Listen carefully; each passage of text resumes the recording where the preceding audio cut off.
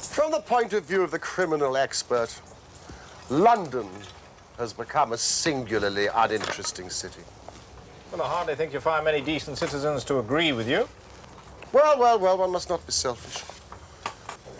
The community is the gainer and no one the loser, save the poor unfortunate specialist whose occupation was gone.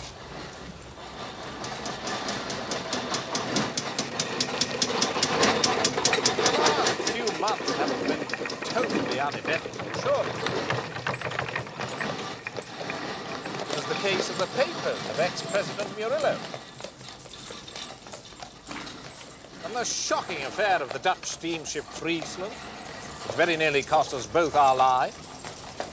Both of them great success. I'm sorry, Mr. Holmes is not at home. If I fail to see him now, it will be too late. But I'm sorry, I cannot help But you. it is a matter of the utmost urgency. I have already told you, young man, Mr. Holmes!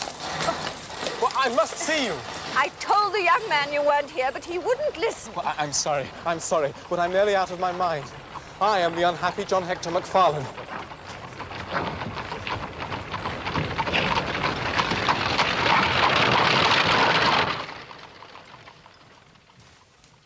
Now, tell us quietly and slowly who you are and what it is that you want.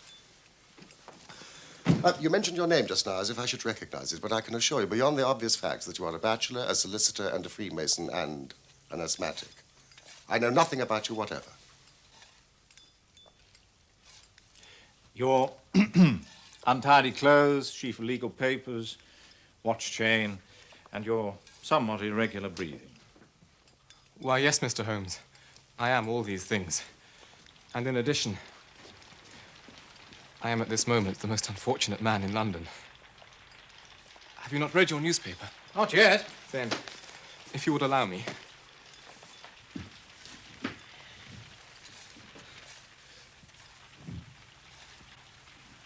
At about 12 o'clock last night, an incident occurred at Lower Norwood which points, it is feared, to a serious crime. A small timber yard caught fire at the back of a house belonging to Mr. Jonas Oldacre, a builder. Surprise was expressed at Mr. Oldacre's absence, and it became apparent that he had disappeared.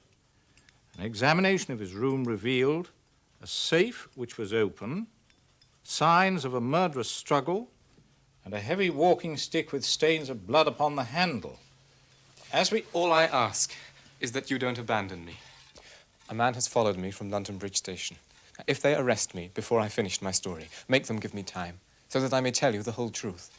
I could go to jail happy if I knew that you were outside working for me. But arrest you? This is really most gratifying. On what charge do you expect to be arrested? Upon the charge of murdering Mr. Jonas Oldacre of Lower Norwood. Dear me.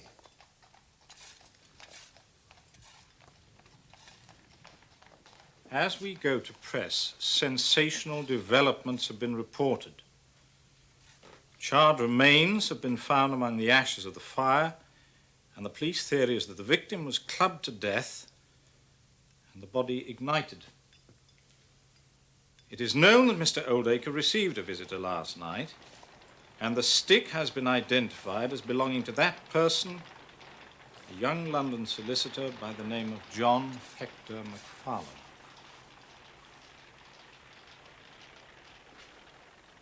May I ask why you are still at liberty, Mr. MacFarlane?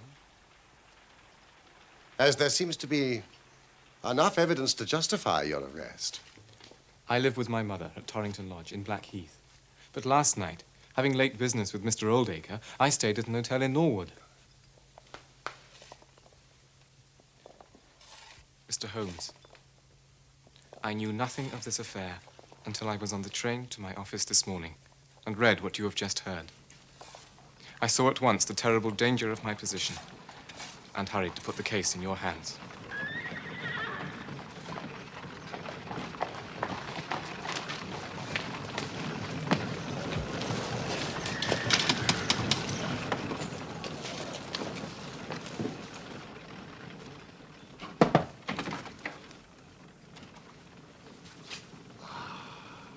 Inspector Lestrade, we have been expecting you.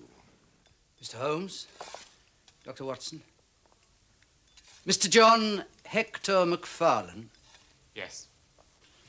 I arrest you for the willful murder of Mr. Jonas Oldacre of Lower Norwood. Oh, no, but just one moment, Lestrade. Half an hour more or less can make little difference to you, and this young gentleman was about to give us an account of this very interesting affair, which might aid us in clearing it up.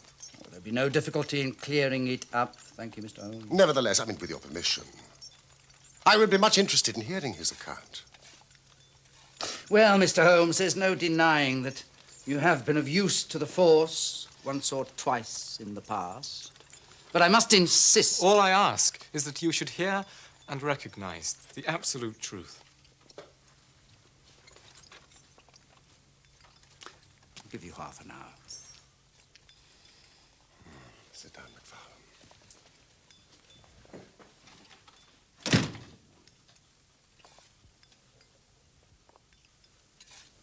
Thank you, Lestrade.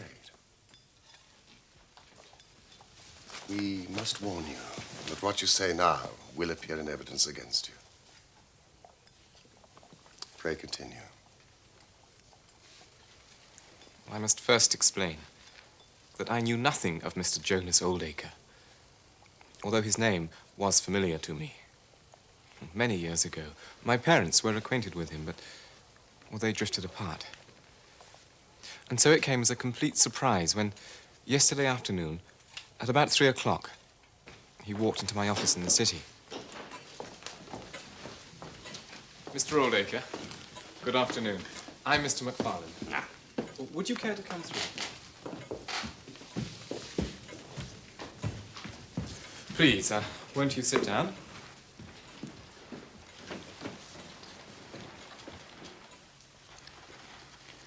How can I help you?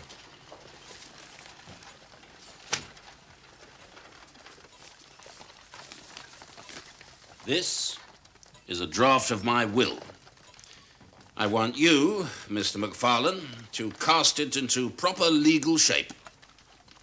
I shall sit here while you do so.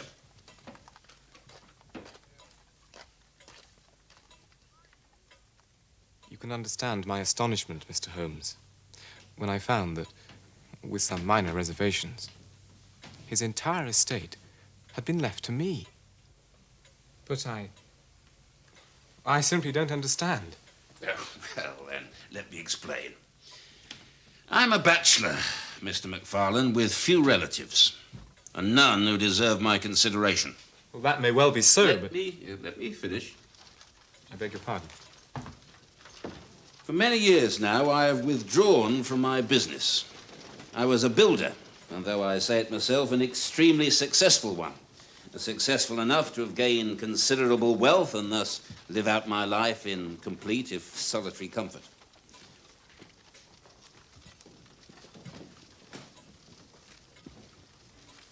Many years ago, I knew your mother. Knew her and hoped to marry her. Then she met and married your father. I had no idea. Well, then why should you? 3 months ago, I read of your father's death in the Daily Telegraph, and my mind was turned to your mother and to the son who might very well have been my own. This is my way of securing your future. I know that whatever I leave will be in worthy hands. What can I say? But thank you. There are a few documents I think you should see: building leases, title deeds, mortgages, and so on. Well, now my mind's made up, I shan't rest easy until the whole thing's settled. Yes, of course. I beg you to come to my house tonight. What should we say, 9 o'clock? Why, yes, You'll, of course, bring the finalised will, and then we can settle the matter once and for all. Yes, of course. Thank you, my boy. Oh, one last thing.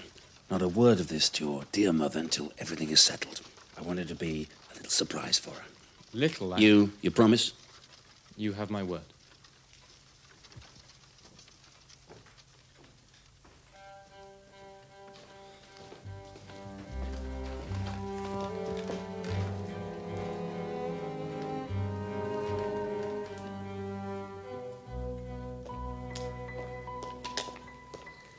I left in good time for my appointment, but had difficulty in finding the house. so that it was nearly past before I reached it. Good evening. I have an appointment with Mr. Oldacre. Mr. MacFarlane? Yes, that's right.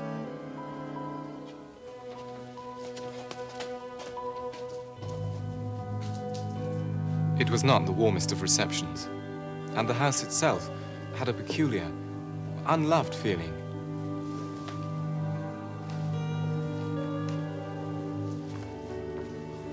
Sorry to keep you waiting, my boy. Not at all, sir. I'm a little late, I'm afraid. Ah, you brought the papers? Yes, indeed. Excellent. The bedroom was on the ground floor, where there was a large safe.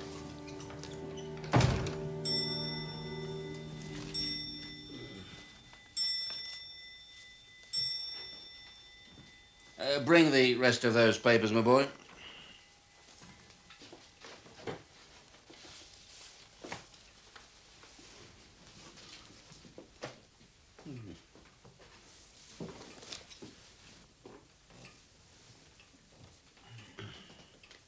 Now, to business.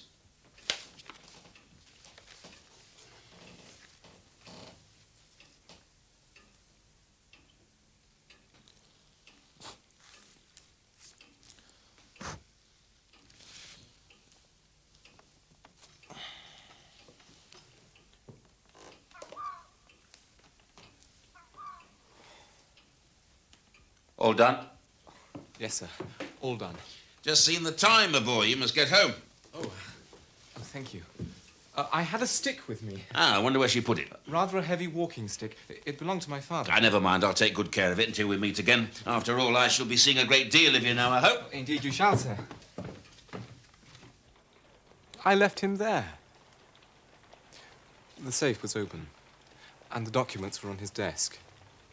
It was too late to go back to Blackheath, and so I spent the night at an hotel in Norwood. I knew nothing more of this horrible affair until this morning.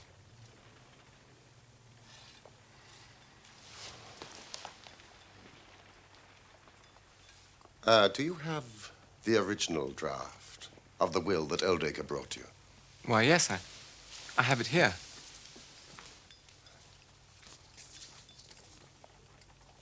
May I retain this for 24 hours, Inspector? If it would amuse you.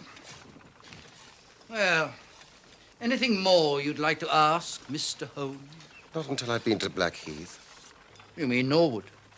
No doubt that is what I must have meant. Now, Mr. MacFarlane, my constable's at the door. There's a four-wheeler waiting.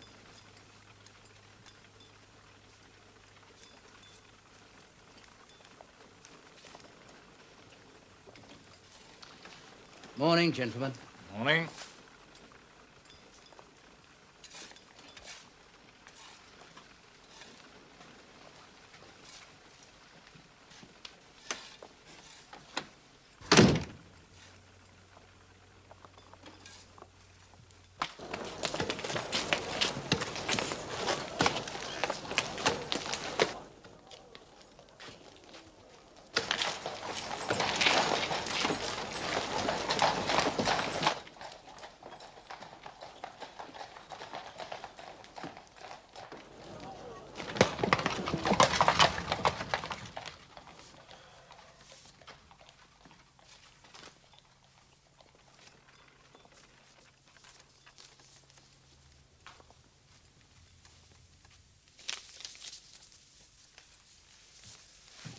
There are certain points about this document, are there not, Watson?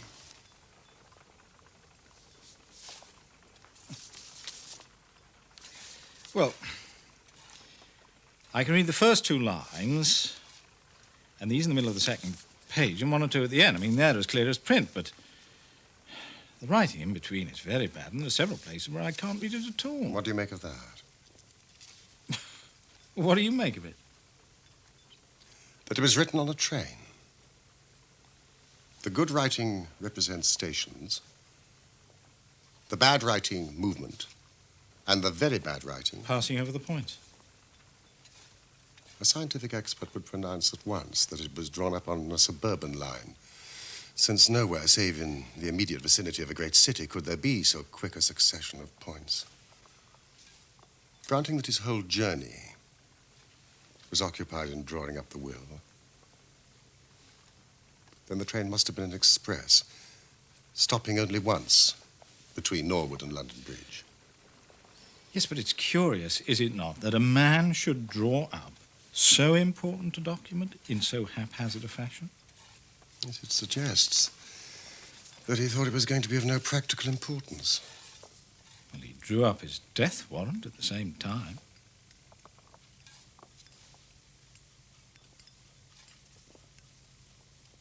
This case is not clear to me. Come, Watson.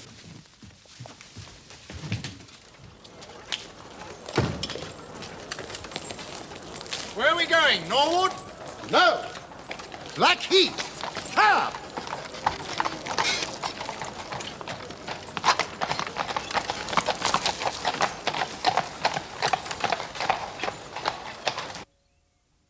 My son's the gentlest creature on God's earth. It's inconceivable he could even contemplate such a terrible crime. He didn't even know the man, Mr. Holmes. But you did, Mrs. MacFarlane.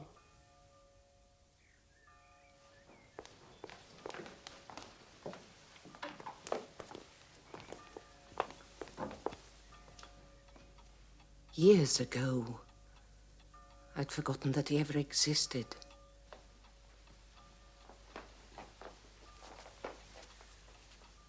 Tried to forget. It's impossible to quite forget a man like Jonas Oldacre. Yes, I knew him well. At one time we were engaged to be married.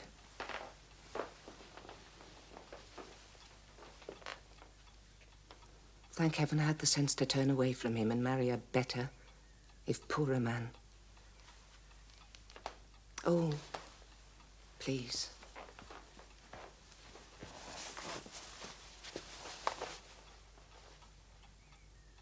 Your husband died recently? He was a kind man. A gentle man. He was everything Jonas Oldacre was not. And yet at one time you were prepared to marry him. I said that I knew him well. But the more I knew of him, the more I came to realize I knew him not at all. He would change, suddenly. What I saw frightened me. There was a dark side to his character, Mr. Holmes. A desire to cause pain.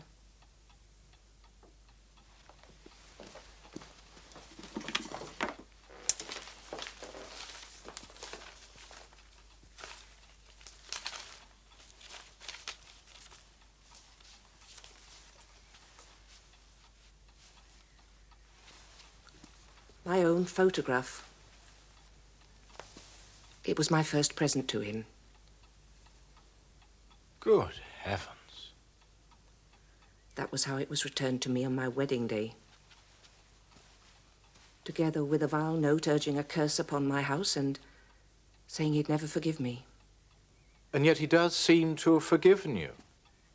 After all, to leave his entire estate to your son. Neither my son nor I want anything from that wicked man, dead or alive. Mrs. MacFarlane, the fact remains that the will was made.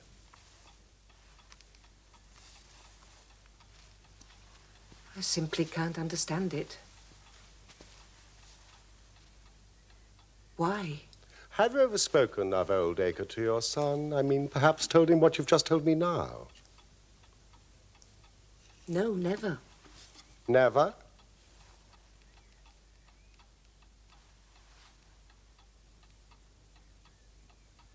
He found the photograph.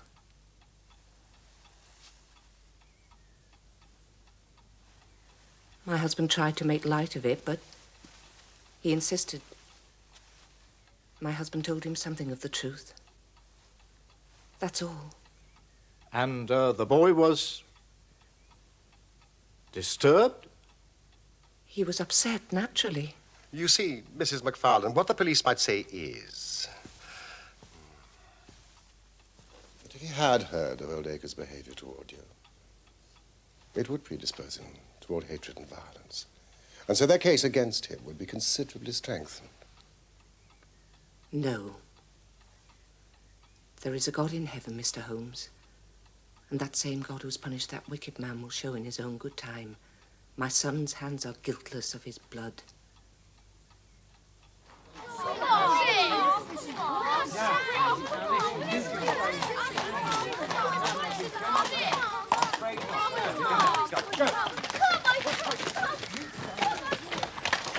Wait here, please.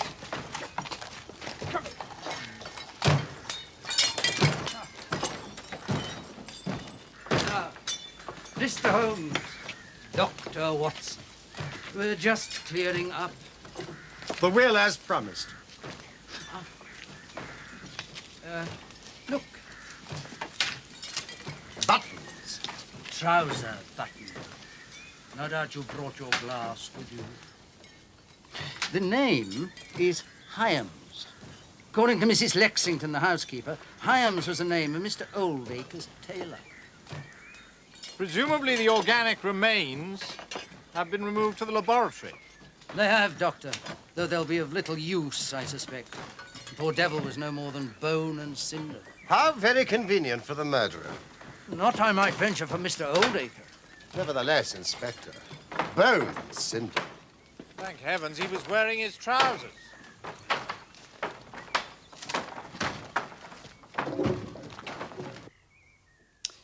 The stick belongs to the accused. He's never denied it.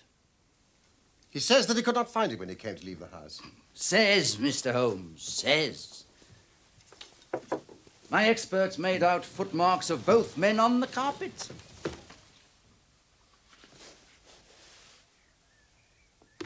And too much subsequent traffic to make any examination on my part worthwhile. 2 sets of footmarks, Mr. Holmes. None of any third person. Another trick for your side. I suppose all these papers are from the safe. Correct. And nothing, absolutely nothing, has been removed? Nothing whatsoever. We have opened 1 or 2, as you can see, to check the contents. May I check them? By all means. I myself have business at the yard. Oh, and I would like to see the housekeeper. What is her name? Mrs. Lexington? She'll add nothing more to what you already know. Nevertheless. I'll send her in.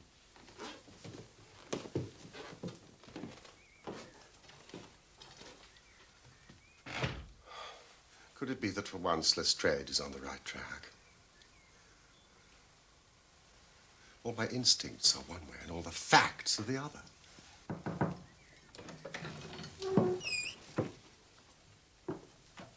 You wish to see me, sir? Yes, Mrs. Lexington. This is my friend and colleague, Dr. Watson. Do sit down. I'll stand, if I may. This room has no comfort for me.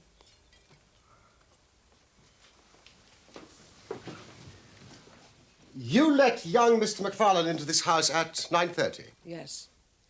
And I wish that my hand had withered before I'd done so. And you retired to bed at? 20 minutes past 11. 20 past 11. And you heard nothing? My room is at the far end of the house. I heard nothing until the fire alarm sounded. And it was then, only then, that I realized my poor master had been murdered. Mrs. Lexington, to your knowledge, did your master have any enemies? Every man has his enemies.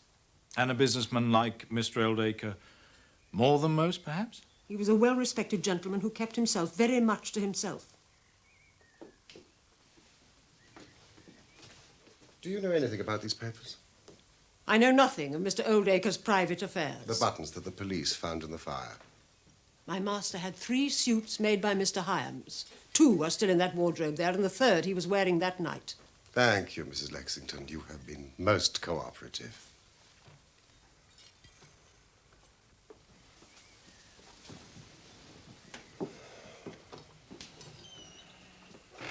What do you make of her? Tight as wax, if you ask me. But then, perhaps that's her usual manner. It's all wrong. feel it in my bones. Something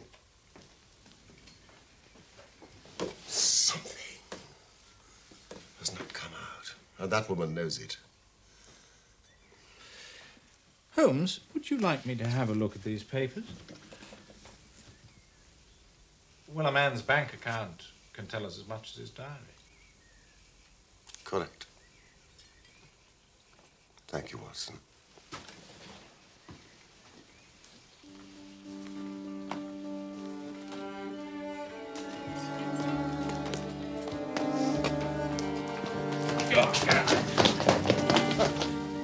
It's all right, Constable. I'm just stretching my legs. I'll watch them.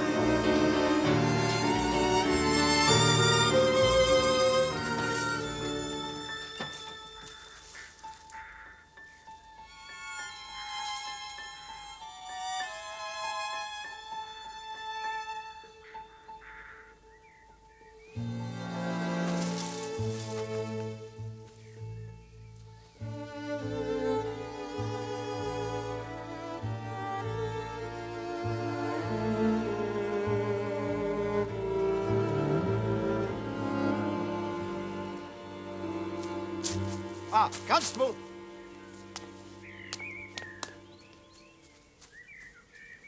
Are you a local man? Born and bred, sir. Not half a mile from here. Excellent. And perhaps you can offer me some local knowledge. I'll do my best, sir. I'll most certainly do my best.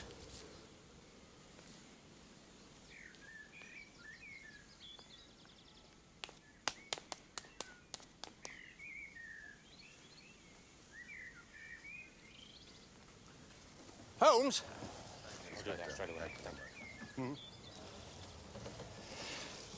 Lestrade did say that no documents had been removed. Yes. That's what I thought. You found something? No, it's what I haven't found that interests me. There are certain cross-references to various deeds, valuable deeds, none of which I can find.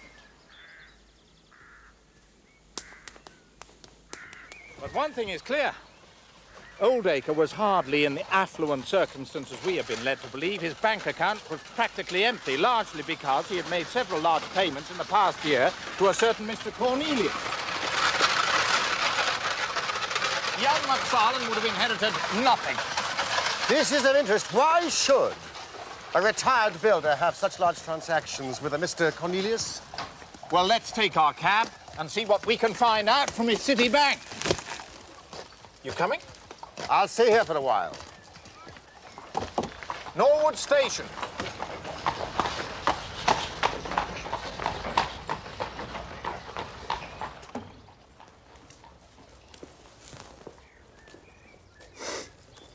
So you're not going back to London with your friend, then? No.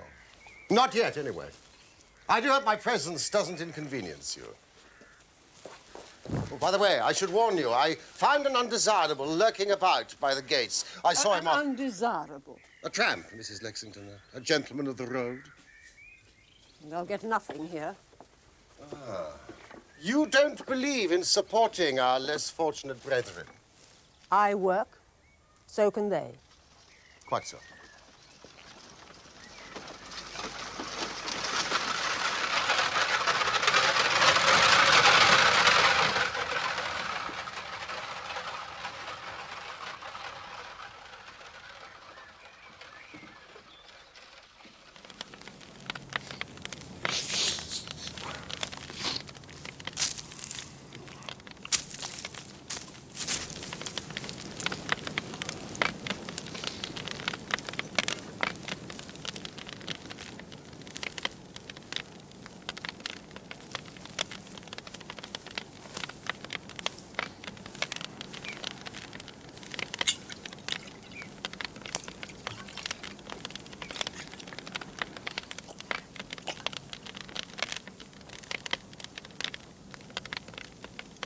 I'm on my way to Folkestone. I've done enough walking, I have. I'll find a place and I'll stay put. I used to meet a friend of mine here. Oh, you might know him. He's a seafaring man. Aye. I know him. Shared my billet for the last 4 nights, he does. And off he goes. Without even a word. You take my tip. Steer clear of him. He's a liar. Didn't strike me as such. He goes up to that big house, he does. Comes back here and tells some yarn about them putting out with open hands and telling him to come back tomorrow and they'll give him some grub and some cast-offs for him. Well, how's that lying? Because, my friend, I'd already paid my call. And nearly got the law on my back for my insolence. Insolence.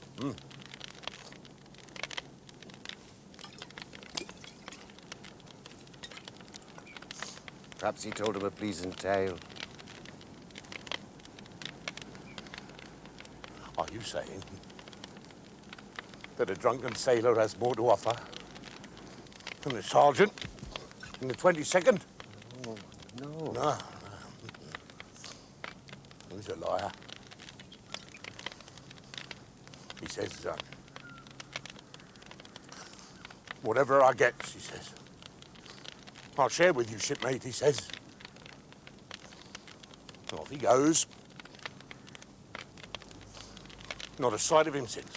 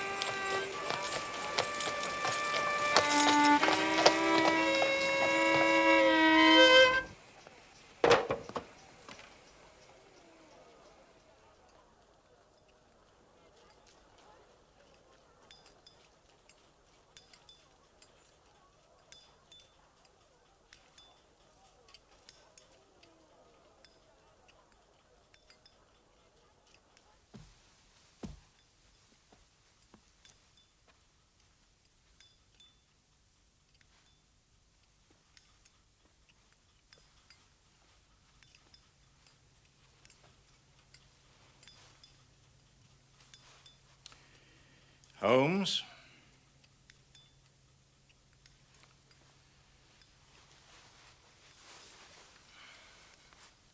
You must permit yourself some food. You must eat. At present, I cannot afford energy and nerve force for digestion. Well, you must if you intend to pursue this case. I fear, my dear fellow, that our case will end ingloriously by Lestrade hanging our client. Which will certainly be a triumph for Scotland Yard. There's a telegram.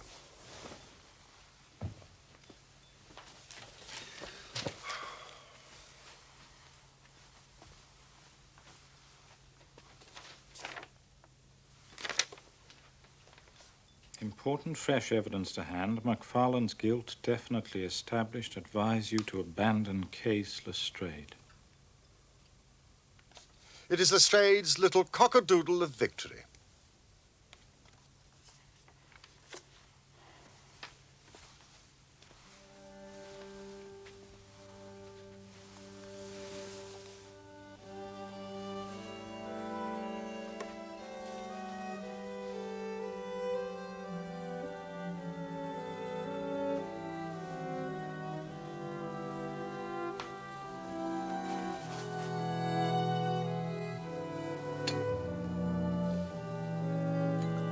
Let's have some breakfast. go out together and see what we can do. I feel as if I shall need your company and moral support today.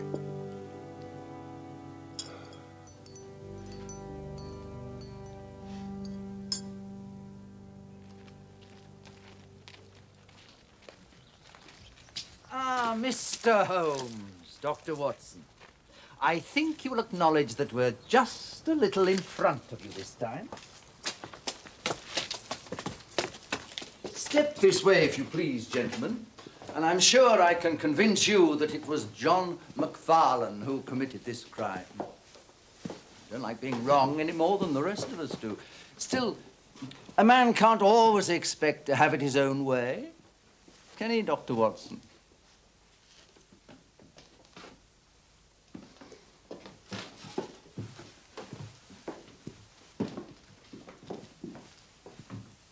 This is where the housekeeper left McFarlane's hat and stick, and this is also where he would have come to collect his hat after the crime was committed. Now look at this. A thumb mark. So I observe. A thumb mark in blood. You are aware that no two thumb marks are alike. I have heard something of the kind.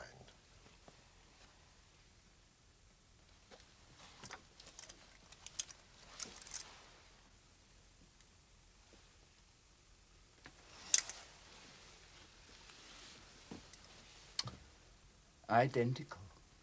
And that was taken from McFarlane this morning. Definitely the same thumb mark. And that is final. Quite final. Who made this discovery? It was Mrs. Lexington here who drew my constable's attention to it. And I suppose there is no doubt that the mark was there yesterday. Well, of course, McFarlane could have crept out of jail in the middle of the night just to strengthen the evidence against himself. Have you any objection if I take a stroll upstairs? No, none at all. There's nothing up there, though.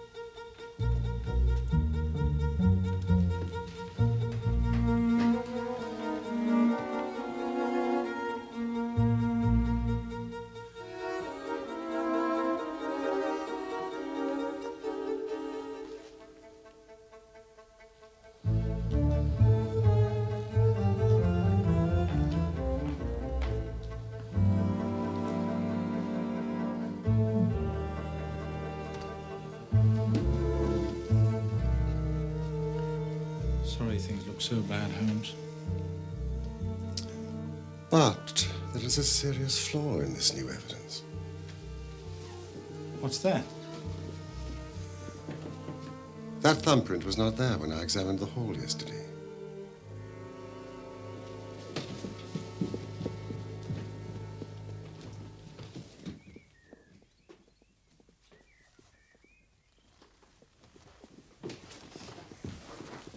Inspector Lestrade, I cannot help thinking your evidence is incomplete.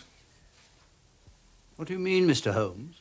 Only that there is an important witness that you have not yet seen. You can produce this witness, can you? I think I can. Well, then do so. I'll do my best. How many constables have you? 3 within call. Excellent. I assume that they are able-bodied, large men with powerful voices. No doubt that they are, yeah. In the outhouse, there is a quantity of straw. I would like 2 bundles brought in. Straw? And 2 buckets of water. Water? Ask them to bring it to the top landing.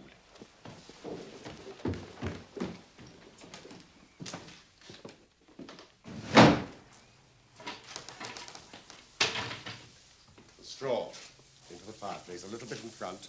2 buckets of water to that side, please, Mr. Holmes, I don't know whether you're playing a game with us, but surely you tell us without all this tomfoolery. I can assure you, Lestrade, I have an excellent reason for everything that I do. Watson, would you put a match to that straw? And Constable, will you sprinkle it with water?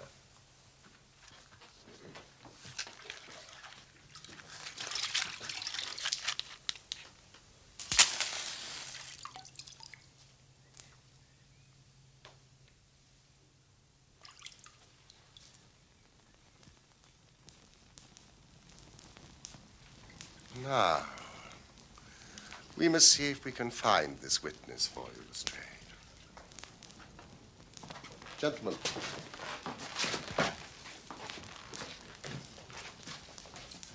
Would you please join me in the call of fire? 1, 2, 3. Fire! Fire! We can do better than that. Full voice and together. Fire!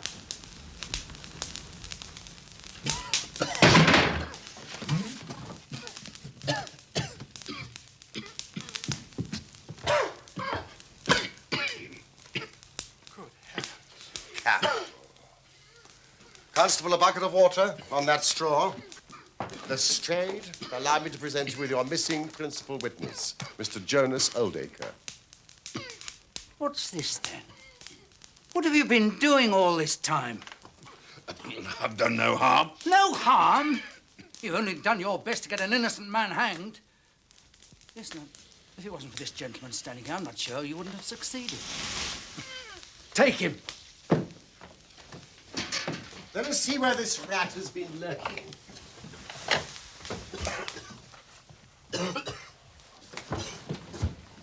Now, you see the advantage of being a builder. He was able to fix up his own little hiding place without any confederate. Save for that precious housekeeper of his, whom I should lose no time in adding to your bag, Inspector. And these are the missing papers, no doubt. No doubt whatsoever. Constable, find the housekeeper. How did you know about that place, Mr. Holmes? When I compared the proportions of this room with those of the room below, I deduced that this fireplace wall was false. Oldacre clearly had a great deal of nerve, but not enough, I fancy, to lie quiet before an alarm of fire.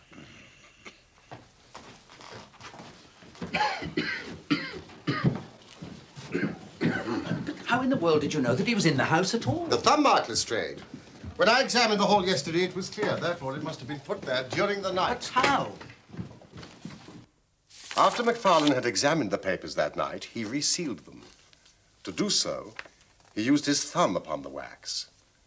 Brooding in that den of his, it suddenly struck Oldacre what use he could make of that thumbprint. Smearing the wax with a little blood, he made what appeared to be absolutely damning evidence against MacFarlane.